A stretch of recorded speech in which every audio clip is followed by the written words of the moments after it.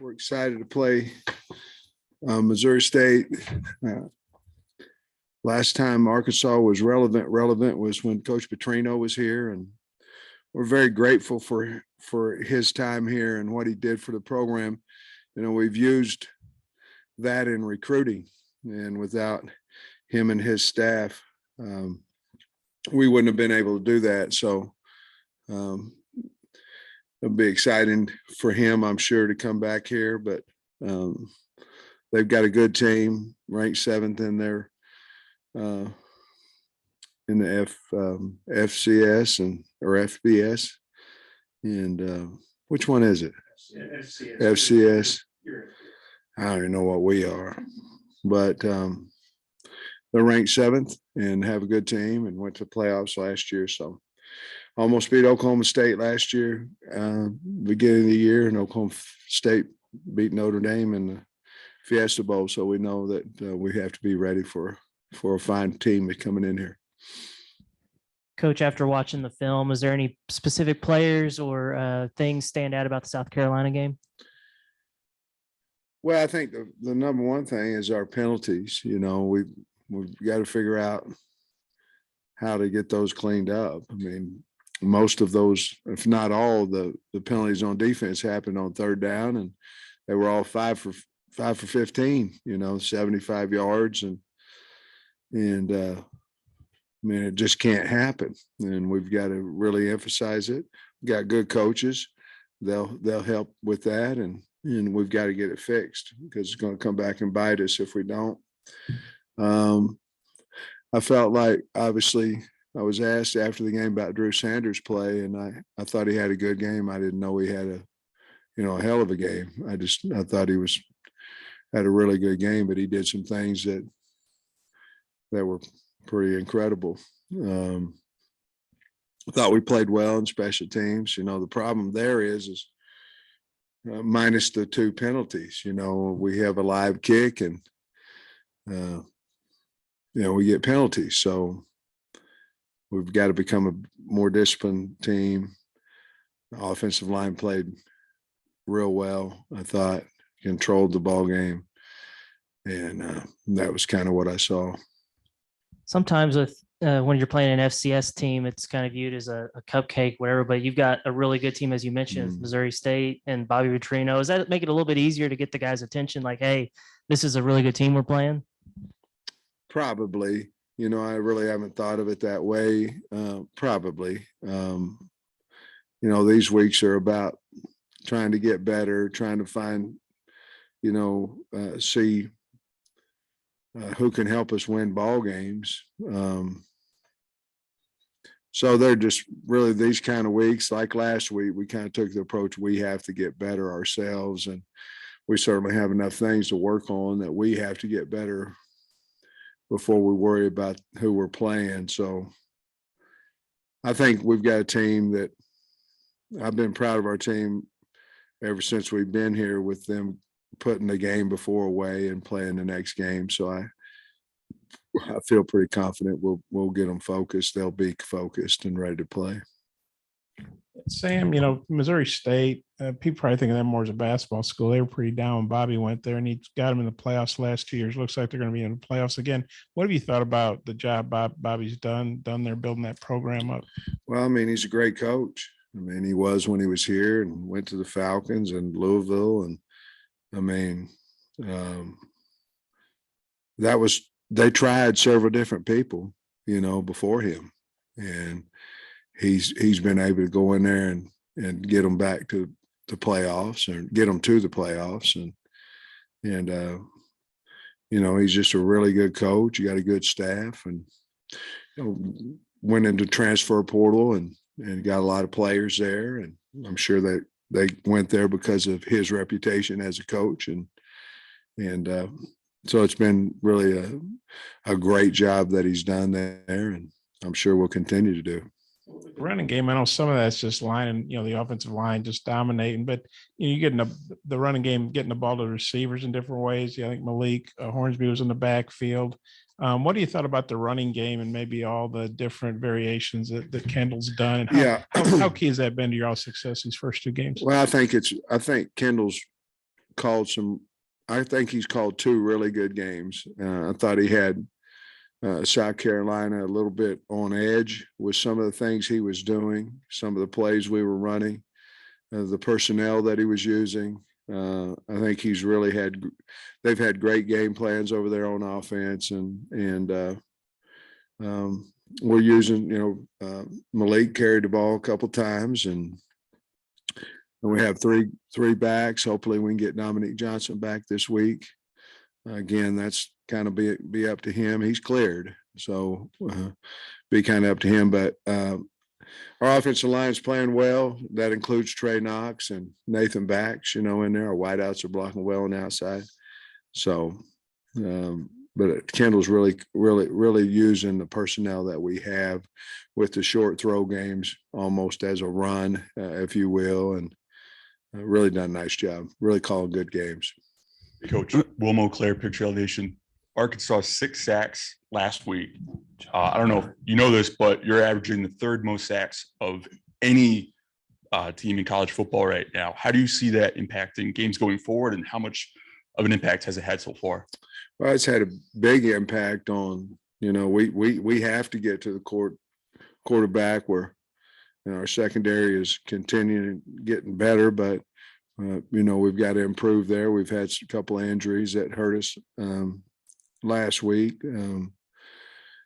But we have to get pressure on the quarterback. That's what we kind of went out to do, along with trying to get our own kids that we had on campus better, but trying to go out in the portal and find somebody who could rush the passer. Ironically, Drew Sanders is one of those guys, that we can put up on the edge and rush him along with some of the other new guys. But it's helped us. I mean, the other thing too, we're not playing as much a 3-man front, as we did. We're not really the same defense that we were a year ago with the pressures and the man coverage and things of that nature. So we're allowing ourselves a little bit more chances, a little more men to go after the quarterback, and it seemed to be working for us. Coach, after reviewing the tape and everything, what did you think about Kari Johnson's play? And with Slusher, I believe you said you expect him back. With him coming back, does he slide back into nickel, or do you maybe look at, since you shuffled up so much stuff? I think we're going to kind of be a rotating position. In other words, if you can play boundary safety, you can probably play nickel and probably need to. So those would be those 2 positions for Kyrie. Day-Day's injured right now, and so that's another one that we will not have on Saturday. But I think where we're at right now, we've got to multitask with those guys, and I'd like to see Keywan Parker get some action at corner. I think he's earned it. I think he's done a nice job at practice, and he's a really good cover guy. And hopefully we'll get Slush back, and then that'll allow us to kind of, Chavis is going to have to play corner and safety, which he played safety this week, or past week. But we're going to need some of those guys to be able to play a couple of positions. Just for clarification, you said Kari is going to play nickel and boundary? Well, I don't know. I mean, he's going to play safety. He's going to play middle safety and possibly boundary safety. He might go to nickel as well, too. It just depends on how the week kind of goes out. Slush back at nickel? That's a good one, man. I don't know. He's going to have to play both, but I don't know.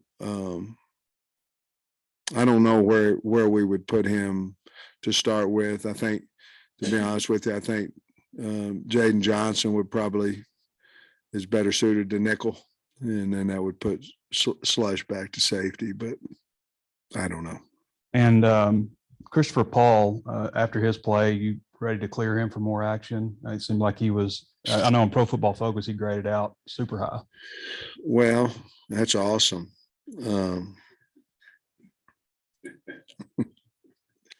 I'll have to look at those one of these days. I haven't yet. I'm 60. But let's say I did. I think I agree with them. I think he played really well. He got more reps this week than he did the previous week. He's a good player, physical guy, and knows what he's doing better now than what he ever has. He's playing mistake-free football. So I don't know when he gets a lot of his reps is when we're in that 3 linebacker look when Drew's on the field as a rush, jack, buck, whatever you want to call him. And we're getting a little more comfortable with that set because of the play of Pooh. So certainly could happen. Ask you about Jaden Hazelwood last week. I think when he talked to us Tuesday, he said that he's having fun playing again. Are you seeing kind of that joy from him? He played with a little bit of fire on Saturday too. Are you seeing kind of that joy come back? I think, I think he's having a good time. He's a physical kid. He's a man. I mean, he's a mature kid. Not afraid to say his opinion, which helps the football team. Not afraid to lead. Brings a lot of confidence to the offensive football team. I mean, he just does. He brings a lot of confidence. He's never down. I like everything about him. I think he's tough and physical, good player. But I hope he's having fun because I'm having fun because he's on the team. Number 10 in the AP poll. Just what does that mean for this program at this point, and how important is it for you guys to celebrate that? Well, I think it's a big deal. I do. Everybody always looks at the negative all the time, and I tweeted out that we were number 10, and then I got some responses. Well, it doesn't matter. Well, I ain't tweeting it out to you guys or a 50-year-old man. I'm trying to use it as recruiting, so I really don't care what the guy says. You know what I mean? I'm trying to recruit, not him or them. I recruit. And so we're proud of it. Sure, we're proud of it. And that doesn't mean that that's where we want to stay, or it's hard to be in the top 10. We've done it 2 years in a row. The kids have done it, and the coaches, the assistant coaches have done it. Yeah, I'm proud of it. Sure am. Whenever it came out, I was smiling ear to ear. Now, what that means right now, it means that we're number 10 today, and I tweeted it out. I'm proud of it. Trey Knox was banged up after the game. Is his ankle fine? Is he going to be fine for this weekend? I think we got to watch him. I think he'll be fine this weekend. I think we really have to watch him. Now, how we do it, if there's potential for him to practice that day. In other words, if Dave hadn't said he's out, we take him into Indy and we let the coaches kind of see where they're at physically. That is also encouraging them to practice. They're already suited out. They're already out there. They're in Indy. But it's also a good way to find out where they really are injury-wise. And so we're going to do that with him today. There was another one too, had an ankle that we're kind of doing the same. Who? Yeah, Brainy. Same thing with Brainy. I think Brainy's probably a little healthier than Trey. Hey, Coach, Rocket leads the SEC up here. Rocket leads the SEC in rushing through the first 2 games. Just what have you seen as the improvements in his game early on this season? Well, I think the line's playing pretty good, and I think that helps him. He's making decisions faster. A running back is he got to find the right hole in there, and he's finding it faster. He's attacking the line of scrimmage better than he did last year. Certainly running through arm tackles is something that he's doing really well, but I think he's just playing with a lot of confidence, good player, big back. But in a nutshell, he's seeing holes better than what he did a year ago. Talk about Dominique working to get back. How do you go about, I guess, finding the right balance between feeding the hot hand in Rocket while also getting carries for the other talented backs in your room? I don't know. I guess we had to kind of wait and see when he gets back. It's a really good question, because you end up having a guy like Dominique that might have been the best back we had last year. He might have been two, regardless, he was one of the top two backs we had last year.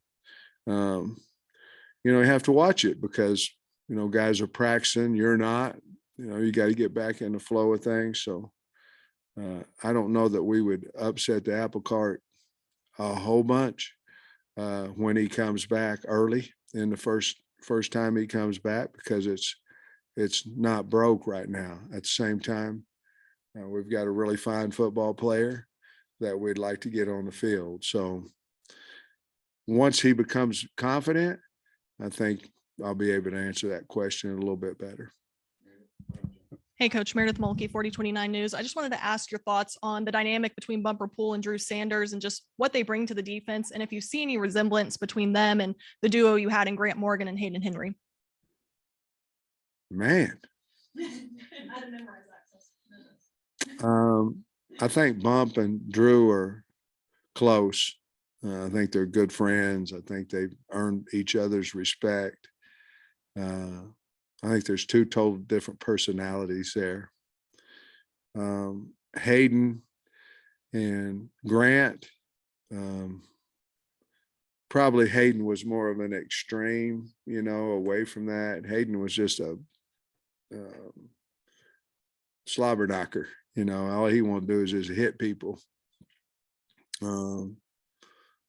Boy, I like that kid though, man, it was a good player he was.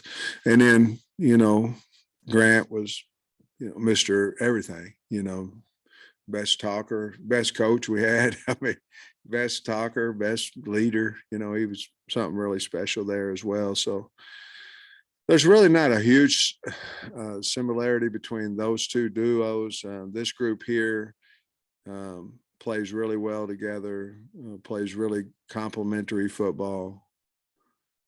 They're both really good players. Drew Sanders is a really, really good player.